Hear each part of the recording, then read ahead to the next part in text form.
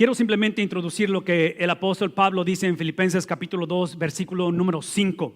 Y digo capítulo 2, versículo 5 porque si han estado con nosotros a través de este mes, iniciando del mes anterior realmente, es que iniciamos esta carta de los Filipenses, que un día como este no es accidente que estemos en el versículo 5, porque las implicaciones de esta resurrección de Jesús, si esto es cierto, Pablo lo que va a explicar y a decirnos en el versículo 5 del capítulo 2 dice simplemente que la actitud de ustedes, la palabra actitud, si puedan traducirla a la palabra relación, las relaciones entre ustedes debe ser como la de ¿quién? En otras palabras, lo que Pablo no está diciendo es que él espera que las actitudes o las relaciones o actitudes mutuas de unos con otros, e inclusive actitudes hacia sí mismo, cómo se relacionan con sí mismo, no simplemente mejoren, no simplemente evitan o simplemente traten de no cometer los errores de anteriores cuando estaban más jóvenes o cuando eran solteros, ahora que están casados. Él simplemente está diciendo, independientemente cuál sea tu actitud, cuál sea tu perspectiva de cómo te relaciones, debe de ser como la actitud o la relación que Cristo tuvo con su Padre Celestial. A través de los años, si han estado aquí anteriormente, y una vez más, ahí en la hojita, al final de la hojita van a ver una página de internet donde pueden ver y escuchar de lo que hemos hablado a través del tiempo, de conversaciones anteriores. Hemos establecido que la actitud más importante o la relación, esta palabra actitud y relación la estoy intercambiando, no es, la relación más importante no es tu relación con Dios. La actitud o la relación más importante es la relación de Cristo como hijo con su Padre Celestial. ¿Por qué? Esta es la razón por qué. Y un día como este tenemos que llevar a cabo esto. Porque esta es nuestra tendencia, esa es la manera en que típicamente pensamos. Es decir, dame a Cristo, quiero acceso al Padre, pero eventualmente traigo la mentalidad que tenía antes de conocer a Cristo en mi nueva relación con el Padre. ¿Cuál es esa actitud? La actitud o la relación que siempre he tenido en mi mente es que en cualquier relación que yo tenga, yo quiero ser la persona que dictamine cómo se lleva esa actitud o esa relación. Entonces, por eso es que para mí la relación más importante no es la relación que tú tienes con Dios, porque, una vez más, la tendencia es que dices tú, sí me relaciono con Dios siempre y cuando Dios me entienda, me comprenda, esté de acuerdo conmigo. Dios, ¿sí me explicó? Empezamos a poner a Dios en un contexto en el cual simplemente lo queremos como, y lo hemos dicho anteriormente, como un cosmic butler, como un sirviente cósmico. Entonces, por eso digo una vez más, y Pablo hablando a la iglesia de los Filipenses, encontrándose en un contexto en el cual debatían y batallaban para definir lo que es la vida y lo que pasa después de que uno muere, él está diciendo, la actitud o la relación más importante es la de Cristo con el Padre, porque cualquiera que haya sido esa actitud o esa relación, esa es la que tú vas a tener con el Padre. Entonces, uno de los derechos que tú pierdes cuando vienes a Cristo es de tú definir o sentar las estipulaciones de cómo relacionarte con otros. Porque pónganse a pensar en la crianza de los hijos, en la relación matrimonial, en la relación con padres, con hermanos. La mayor parte del tiempo el reto no es relacionarnos de tal manera que nuestra relación refleje, en este caso, la mente o la actitud o el sentir de Cristo. Para nosotros esto es extremadamente importante porque, si acaso están tomando notas, es que la actitud de Cristo, y esta es la manera en que Él se relacionó con el Padre, ¿verdad? Porque estamos celebrando la resurrección de Jesús. Esta actitud de Cristo es que Cristo tiene un componente doble. Tiene una tarea o una influencia o un impacto doble. ¿Por qué? Porque la actitud de Cristo o la relación de Cristo como hijo con su Padre Celestial es que antes que el hombre pecara, antes de la fundación del mundo, hubo una conversación entre ellos, una relación o una actitud en la cual Él como hijo estaba dispuesto a venir a la tierra y literalmente pasar por lo que le llamamos Viernes Santo, Good Friday, que lo acabamos de celebrar, ¿no es cierto? Y en ese viernes, es el viernes en el cual a través de su sacrificio en la cruz, es donde Él, siempre y cuando adopte su actitud, como está diciendo Pablo, tengan o asuman o adopten la actitud de Cristo, es donde reconoces que yo necesito poner mi pecado en Él. Entonces Cristo va a la cruz y dice el apóstol Pablo en Corintios que el que no conoció pecado por nosotros, se hizo pecado. Entonces, lo que sucede en ese viernes es que Cristo nos da la habilidad de que nosotros pongamos nuestra culpabilidad en Él, no para mejorar nuestras relaciones o actitudes. La razón que ponemos nuestra culpabilidad en Él es para adoptar su mente. Entonces, Él, después de haber sido tentado en toda manera como hemos sido tentados nosotros, la diferencia de Él y por qué Él tiene la habilidad de traernos o de llevarnos a la posición que Adán tuvo antes de pecar, que es inocencia, es porque Él no cometió pecado. Entonces, Cristo estando en su actitud o en su relación perfecta con el Padre, Cristo siendo el cumplimiento de la ley, Cristo siendo aquel que camina en perfecta obediencia al Padre, cuando Él va a la cruz, es el tipo de experiencia de que su muerte es una muerte expiatoria, su muerte es una muerte en la cual alguien tenía que absorber, que es lo opuesto a inocencia, culpabilidad. Entonces, Él siendo inocente, Él se hace culpable. Él siendo inocente y siendo perfecto, Él por nosotros literalmente se toma o absorbe nuestro pecado.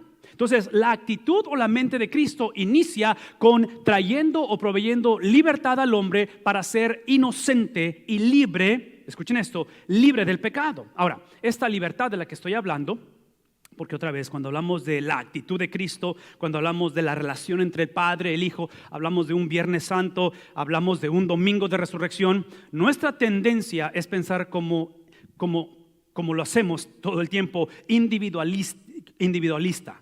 Pensar en el sentido de que es mi relación con Dios. Tú no eres nadie para juzgarme. Tú no sabes cuánto oro yo, cuánto leo la Biblia, si vengo a la iglesia.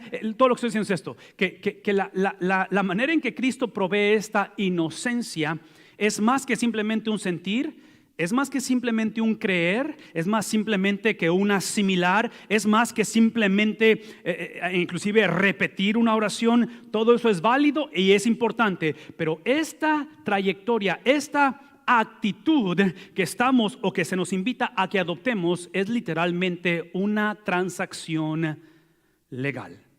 Entonces, en mi mente, esta es la manera en que lo pensé.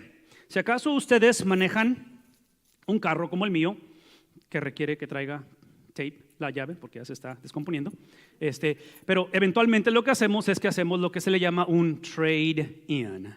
Hacemos un intercambio de carros. Y vamos a una agencia y entregamos nuestro carro, que ya está alto en millaje y ya nos están dando problema, y literalmente lo que hacemos es que ahí en la agencia, la mayor parte del tiempo cuando hacemos un trade-in, es que entregamos nuestro carro. ¿Y qué es lo que sucede? Se nos entrega otro carro. Esperamos que sea nuevo o más reciente, con menos millaje, menos problemas en ese caso, o puede ser completamente nuevo. El punto de esto es que esta es una transacción legal. Inclusive hace algunos meses compramos un carro para nuestra hija Rebeca. Y fuimos y hicimos toda la transacción y no era un trade-in, este era un carro que estábamos comprando. Sí era un trade-in, me estoy confundiendo con estar ahí. Era un trade-in. Pero cuando hicimos la entrega del carro viejito, sacamos el carro nuevo, hicimos obviamente y llenamos ciertos papeles, de los cuales hubo un error en la llenada de los papeles.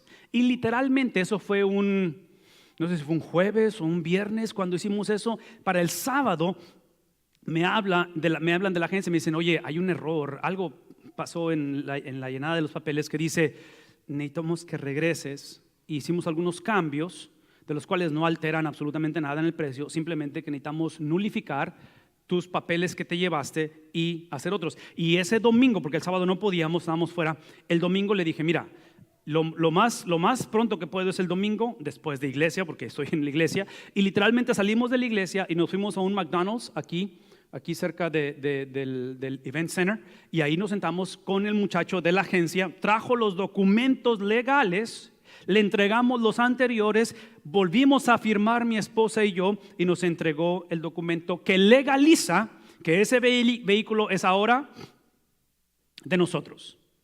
Entonces, piensen en el concepto legal, piensen en el hecho de que hay un concepto de legalidad donde esta inocencia es literalmente un intercambio legal. El reto con Cristo, y aquí es donde quiero que pongan atención en esto, con su resurrección, es que esta inocencia es el producto de su muerte. Cuando Cristo muere y yo le entrego a Él legalmente mi pecado, confieso mi pecado, no mis errores, no le confieso mis ups, no lo vuelvo a hacer, no le confieso mi remordimiento, no le confieso de que ahora sí, esta vez, este próximo año, ahora sí vamos a perder peso. Y no, estamos hablando de lo que se le conoce bíblicamente como una regeneración, donde entrego mi maldad, donde deposito en Cristo mi pecado. Esa es una transacción legal. Esto es lo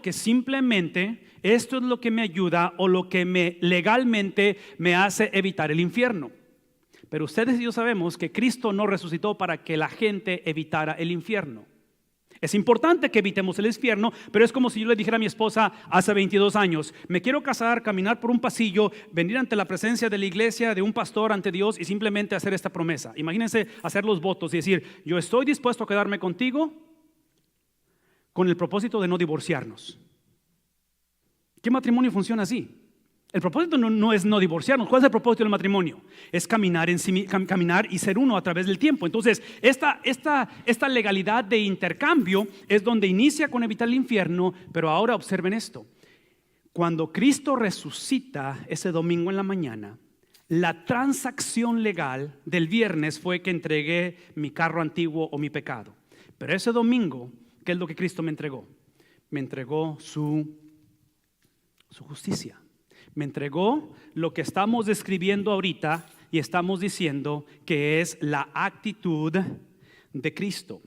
¿Cuál fue la actitud de Cristo? Son 33 años sobre la faz de la tierra. Entonces, todo lo que Cristo hizo por 33 años en esa experiencia de salvación es que ha sido dada a nosotros. Entonces, literalmente, ahora nosotros estamos caminando, vivimos. No estoy diciendo que nos sentimos o que pensamos, ¿ok?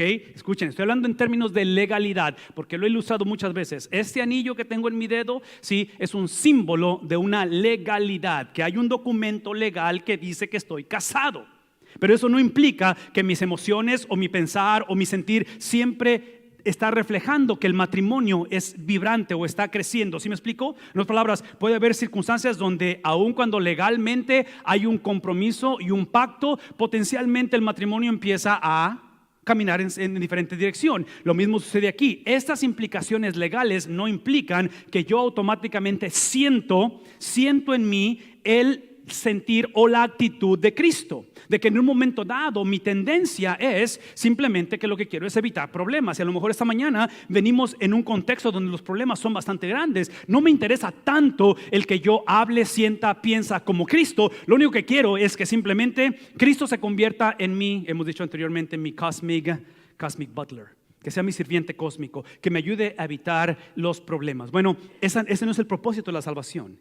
El ser salvo, el experimentar la resurrección de Cristo es para entender que hay una transacción legal que va más allá de sentimientos, va más allá de cómo pienso, va más allá de lo que me hicieron e inclusive va más allá de lo que viene en un futuro. Porque, observen esto, esta transacción legal donde yo entrego mi pecado, Él me entrega su justicia o su sentir o su mente o su perspectiva, dice, es aquella que se procesa o se refleja de esta manera, que Él, estando o siendo la naturaleza de Dios mismo, Él siendo eso, no lo consideró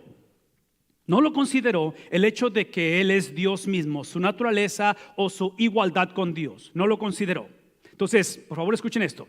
Toda persona que ha pasado por esa transacción legal, y si tú esta mañana estás aquí y tú eres una persona no solamente perdonada, pero investida con la justicia de Cristo que ha sido dada en ti, es el tipo de persona que lo que debe de caracterizarnos es el no aferrarnos. ¿A qué cosa?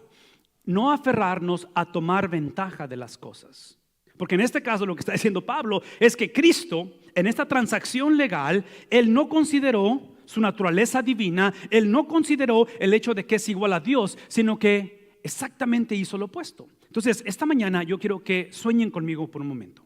Sueñen conmigo. Imagínense que nosotros, los que decimos ser cristianos, o los que pensamos que somos cristianos, o los que entendemos este proceso legal, que espero que lo entiendas y que lo creas, imagínense que nuestra característica no sea simplemente una generación a la cual le va bien, lo cual espero que nos vaya bien. Que nuestra característica no sea nada más una generación en la cual aprendas de sus errores y mejores su condición. Pero se imaginan una generación, una iglesia en la cual no se aferra en sacar provecho propio.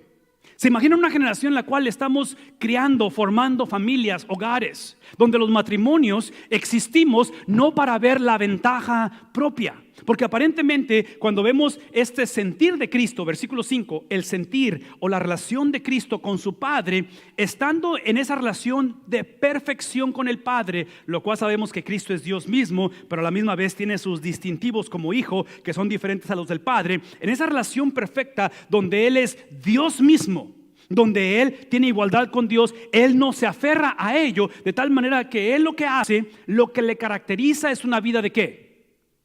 Una vida de obediencia. Una vida en la cual su venida a la tierra, y lo hemos dicho esto muchas veces, tiene una vocación.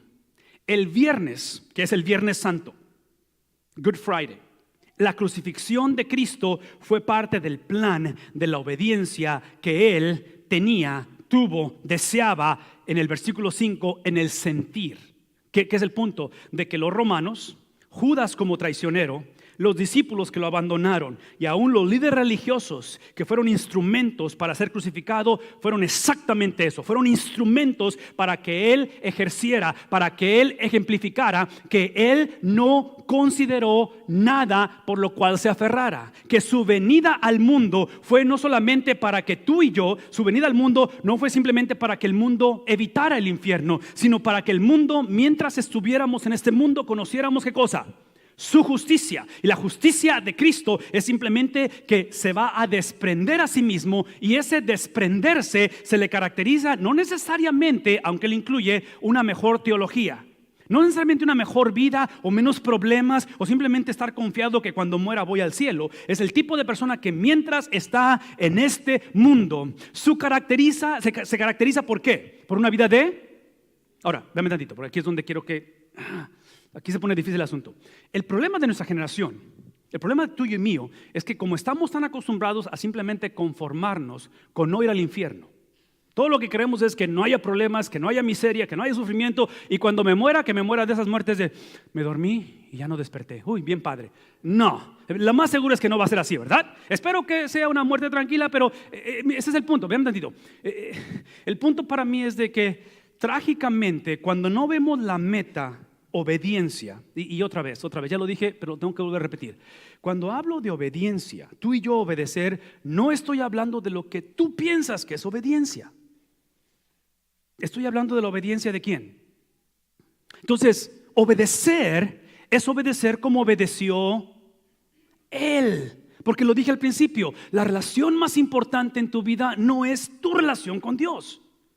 La relación más importante es la relación de quién. Del sentir de Cristo para con quién, para con el Padre, porque Cristo al venir a este mundo, ¿sí? Él entendía que el sufrimiento era parte de la obediencia, de que el sufrimiento, porque es su vocación, porque el viernes era necesario que la humanidad fuera libre de culpabilidad, no lo más importante, pero necesario. De que hoy en día, si Cristo literalmente solamente sufre y el viernes sucede y ahí se acaba la historia, literalmente es incompleto. ¿Por qué? Porque en este caso su justicia, una vez más, la justicia de Cristo, su vida en perfección de 33 años ha sido puesta en nosotros. Ha sido puesta en nosotros de tal manera que lo que cambia no es las circunstancias o la ausencia de sufrimiento. Lo que cambia es cómo procesamos ese sufrimiento. Y el punto del sufrimiento en la vida del hombre es que engrandezca, ¿qué cosa? La obediencia de Cristo en mí. De que cuando yo paso por el valle de sombra y de muerte, la gente, el mundo, mi familia, mi esposa y yo mismo vea a quién. Vea la obediencia de Cristo en mí, en lugar de simplemente decir, bueno, es que yo ya dejé de hacer esto y ahora me porto así y hago eso. Entonces creamos un sentido de entitlement. ¿Recuerdan esa palabra entitlement? De que ahora entre más obedezco, Dios más me debe. Y si voy más a la iglesia, Dios me tiene que bendecir. Si ese es el evangelio de la prosperidad, eso no es lo que estamos hablando aquí. ¿Por qué? Porque el sufrimiento de Cristo fue en un contexto en el cual Él, viviendo una vida en perfección, Él asimiló, Él absorbió su actitud. Él absorbió ¿qué cosa? No nuestros errores, no nuestro lamento, no nuestro sufrimiento. Él absorbió nuestro pecado. Él absorbió literalmente eso que hemos hablado anteriormente, esa traición cósmica que cometimos en Génesis capítulo 3. De tal manera que ese sufrimiento es la antesala a ¿qué cosa? ¿Por qué? Porque esto es viernes. Pero esto, ¿qué día de la semana es? Es domingo. Véame tantito. La exaltación, aunque involucra a Cristo, Cristo vino en obediencia para exaltar al Padre.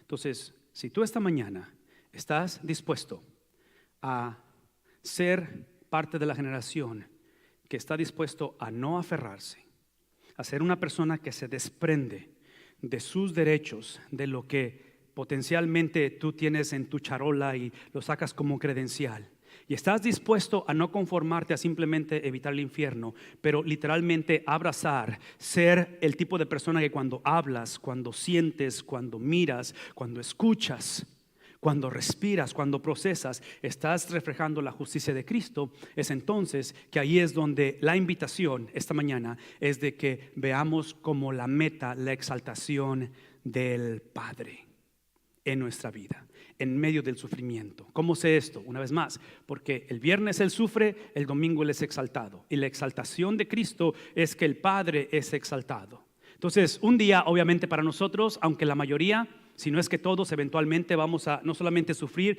pero vamos a morir. Nuestra muerte física no es un punto, es una coma. Nunca cesamos de existir. ¿Sí entendemos eso? El cristiano nunca cesa de existir, de tal manera que la exaltación del Padre, véame tantito, la exaltación del Padre se incrementa, la exaltación del Padre se promueve en medio del sufrimiento.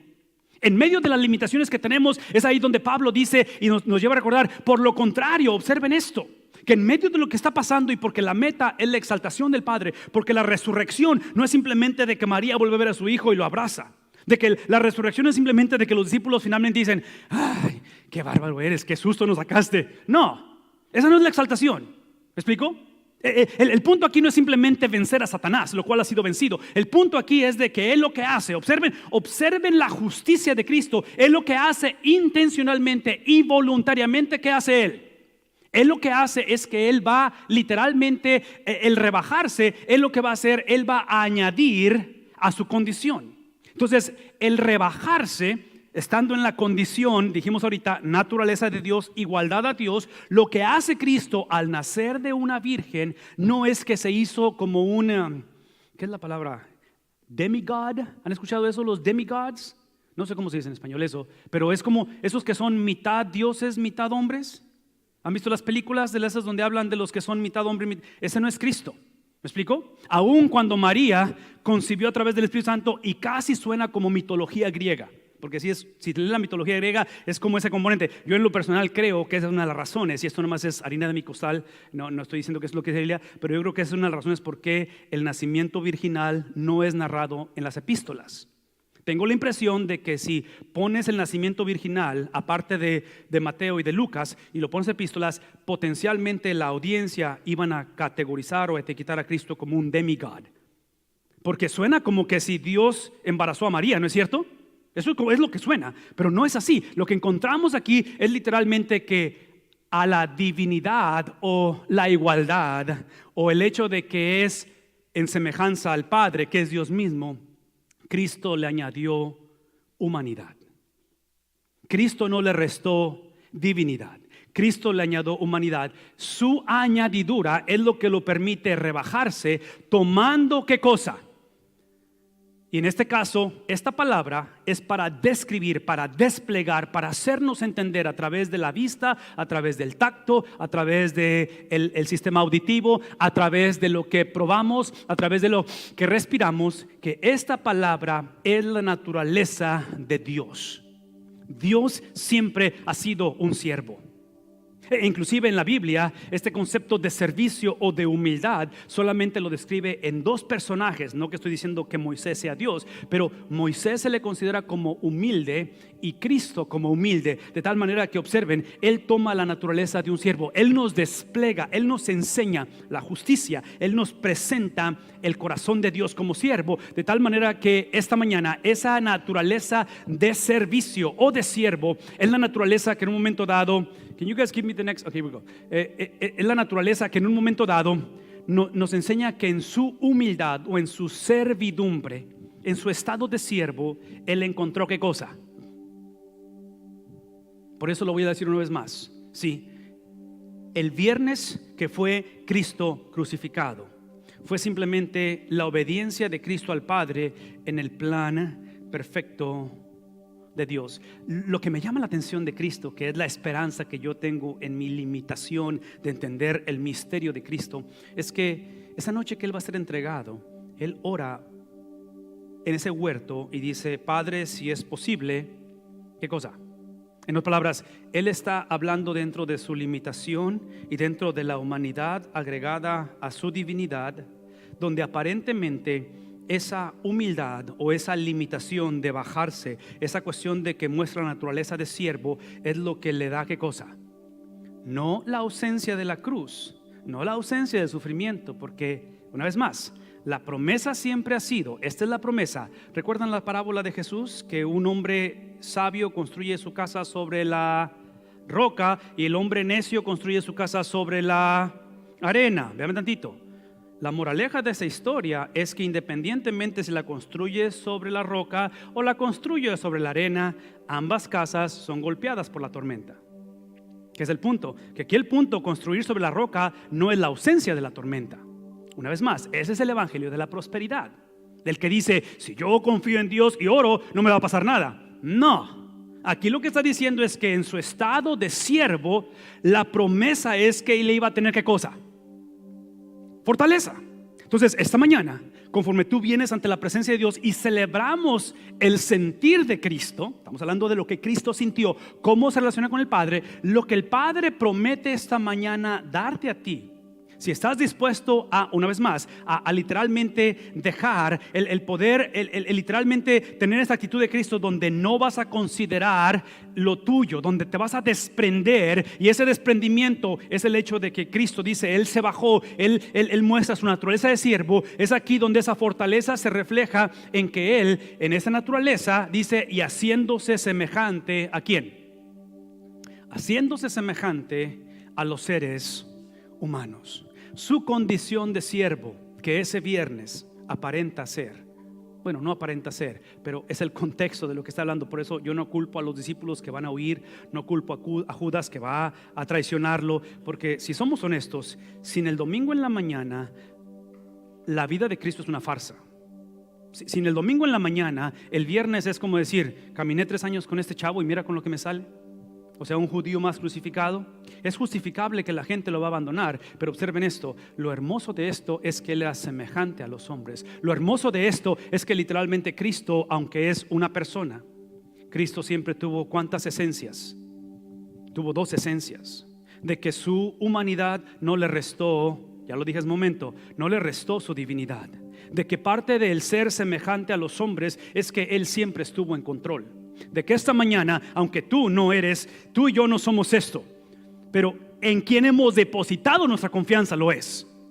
De que hoy en día, aunque somos golpeados y somos atribulados, y aun cuando en un momento dado queremos semejarnos a Cristo, estamos batallando, tenemos que poner nuestra confianza en el hombre que es Dios mismo, que dentro de Él coexisten y siempre coexistieron la naturaleza divina y la naturaleza humana, de tal manera que esa expresión simplemente, dice Él, se ha manifestado, se va a manifestar de tal manera que Él, como hombre, el cual se humilló a sí mismo y se hizo ¿qué cosa? Se hizo obediente. En otras palabras, observen esto: esta experiencia Estas limitaciones es porque Él se manifiesta como hombre. Él se pone en una condición donde sus limitaciones es el preámbulo de la exaltación. Una vez más, sus limitaciones es el preámbulo de la exaltación. Esta mañana venimos a una iglesia, a una reunión, a un domingo de resurrección con muchas limitaciones. Pueden ser físicas, emocionales, económicas, relacionales. El limitarse a sí mismo es para ser exaltado. Toda persona que se humilla será, dice la palabra de Dios, ¿será qué? Será exaltado. Dice él, se humilla a sí mismo y se hizo, ¿qué cosa? Aparentemente, la exaltación de tu vida no es la ausencia de humillación. Aparentemente, la exaltación de tu vida, la exaltación de tus hijos, el triunfo, la meta, decimos en inglés, the win, es ¿qué cosa? Es vivir el resto de nuestra vida, no solamente en obediencia, pero la obediencia de Cristo. De que nuestro corazón literalmente esta mañana sea literalmente tomado, lo consuma, lo empape. No simplemente el decir, es que ahora sí voy a portarme mejor, voy a dejar de hacer este tipo de cosas. Es que hoy en día lo que nos atraiga más no es una mejor versión de nosotros. De que aun cuando nuestra esposa, hijos o tal vez mi esposo me está pidiendo que cambie ciertas costumbres, y aun que es un proceso de constantemente cambiar, lo que tiene que consumir mi vida, mi pasión, es ver cómo el hijo obedeció ¿a quién? Al padre. Y que de moverse del punto A al punto B es un proceso que hemos descrito esta mañana, donde dice él, esa obediencia lo lleva ¿a dónde? ¿A dónde lo lleva esa obediencia? Sí, a mí me gustaría esta mañana decirles, lo lleva a un final hermoso, lo lleva a una experiencia donde el ministerio crece, donde nunca lo traiciona Judas, donde todos se mantienen con él, y en lugar de ser simplemente la cruz de Jesús, son 12 cruces más porque todos fueron fieles hasta la muerte. No. ¿A dónde lo lleva esa obediencia? Entonces, una vez más, yo sé que esta mañana venimos porque queremos evitar esto. Yo sé que esta mañana venimos porque muchas de nuestras relaciones interpersonales, finanzas, tal vez nuestras emociones están literalmente muertas. Pero la experiencia de la muerte de Cristo, una vez más, es parte del plan perfecto de Dios. Porque en medio de su muerte, lo que Cristo hace es que Él nos da la habilidad de volver a recobrar nuestra inocencia. Mi pecado es puesto en Él. Y el Padre dijo que el alma que pecare, esa morirá. Entonces mi pecado es puesto en Él. Soy libre de pecado, no voy al infierno. Pero eso nunca fue suficiente. Su obediencia, ¿de cuántos años sobre la tierra? ¿Cuántos años vivió? 33 años. Esta obediencia ahora es puesta en mí. Entonces la obediencia de Cristo no es suficiente cantarla, leerla, orarla y ponerla en poemas. La obediencia de Cristo existe en ti, si es que has abrazado al Cristo resucitado. No tienes tú que estar recreando el qué hago, cómo le hago, de qué manera. Sí, es simplemente, una vez más, crecer en mi pasión por la obediencia que Él tuvo para con el Padre, y literalmente tomarla y hacerme de ella y reconocer y saber que esa obediencia ha sido puesta en mí cuando yo puse mi confianza en Cristo. Este es el reto esta mañana, y aquí es donde te voy a dar el beneficio de la duda. El problema con la muerte de Cristo, que en un momento dado todos morimos. Yo sé que no es un mensaje muy alentador, pero observen el tipo de muerte. ¿Qué tipo de muerte es? Y aquí es donde, si yo soy judío, yo digo, hasta aquí, Pablo, me tenías bien enganchado en la plática y te he seguido en Twitter y en Facebook, pero cuando me pusiste muerte de cruz, no más amigo. Inclusive lo bloqueamos a Pablo. ¿Por qué? Porque la cruz es en inglés es stumbling block, es una piedra de tropiezo para el judío. Porque no tengo problema con que Él muera, pero este es el mismo, este obediente es el que yo lo vi. Los apóstoles, los judíos decían, yo lo vi resucitar a los muertos, yo lo vi caminar en agua, yo lo vi sanar a los enfermos, y todo eso es aceptable. Pero Él hizo algo que nunca antes nadie había hecho. Él perdonó los pecados de esta gente. Y de acuerdo a mi judaísmo, solamente una persona puede perdonar pecados. Entonces, cuando tú me dices que Él muere muerte de cruz, en mi escuela dominical creciendo, Pedro, Judas, Mateo están diciendo, yo crecí leyendo Deuteronomio, y Deuteronomio dice que es maldito el hombre que es puesto en un madero. Entonces me estás diciendo que este Cristo que seguí por 3 años, el cual su obediencia me atrajo, su magnificencia, su poder me atrajo, y que ahora lo estoy viendo crucificado, ha sido maldito. Es imposible que el Dios, siendo una religión monoteísta, el Dios el de Abraham, de Isaac y de Jacob, sea maldito. Dios no puede ser maldito. Es exactamente lo que ha pasado. La transgresión de nuestro pecado requiere que Cristo, el que no conoció pecado, por nosotros, ¿qué cosa? Por nosotros nos presente o nos introduzca la fusión. De que ese viernes sucedió se dice coalición, una encrucijada, donde Dios nos entrega su justicia y se la deposita a Cristo completamente, pero a la misma vez nos provee el justificador y nos da su amor. En la cruz es la fusión de amor y de justicia. Esta intercesión es la intercesión en la cual tú y yo vamos a vivir el resto de la vida, si es que hemos seguido a Jesús. ¿Por qué? Porque aun cuando su justicia esté en mí y la obediencia de Cristo esté en mí, sigo siendo pecador. Aun cuando la mente de Cristo esté en mí, aun cuando el corazón de Cristo esté en mí, aun cuando la obediencia de Cristo habita en mí, no he dejado de ser pecador. ¿Por qué? Porque todavía estoy en un contexto en el cual Satanás reina. La maldad sigue influenciándome. Entonces la pregunta es, ¿cómo le hago? Porque mi tendencia es que no me molesta esa fusión, siempre y cuando sea un evento de la historia. Pero vivirlo en este momento, ¿cómo le hago para confiar en Cristo cuando no sé ni siquiera cómo confiar? Cuando el dolor es más profundo que mi fe. Cuando lo que está sucediendo en cuestión de mi mente no alcanzo a procesar, porque el dolor de mi corazón es más profundo de lo que mi mente puede entender. ¿Cómo correlaciono cuando las personas que he amado me han traicionado? ¿Cómo le hago cuando el reporte del doctor, entre más profeso, entre más creo, entre más oro, entre más doy, entre más trato de imitar esto y busco el amor de Dios, siento que lo que estoy recibiendo es la justicia de Dios? ¿Cómo le hago eso? Bienvenido al cristianismo. Bienvenido a entender que así y en esta condición viviremos el resto de la vida. ¿Por qué? No lo sé exactamente por qué, pero te puedo decir, viendo la persona de Cristo, porque es ahí, en ese contexto, donde estamos bajo la influencia de un ser real y poderoso que es Satanás. Todo individuo que es obviamente menos que Satanás, confiando en el Dios de la Biblia, tiene la habilidad de hacer mucho más cosas que aquellos que son independientes, autónomos de parte de Dios. Mi invitación es de que esta mañana entendamos que la resurrección de Cristo te da la habilidad de vivir el resto de tu vida en una fusión.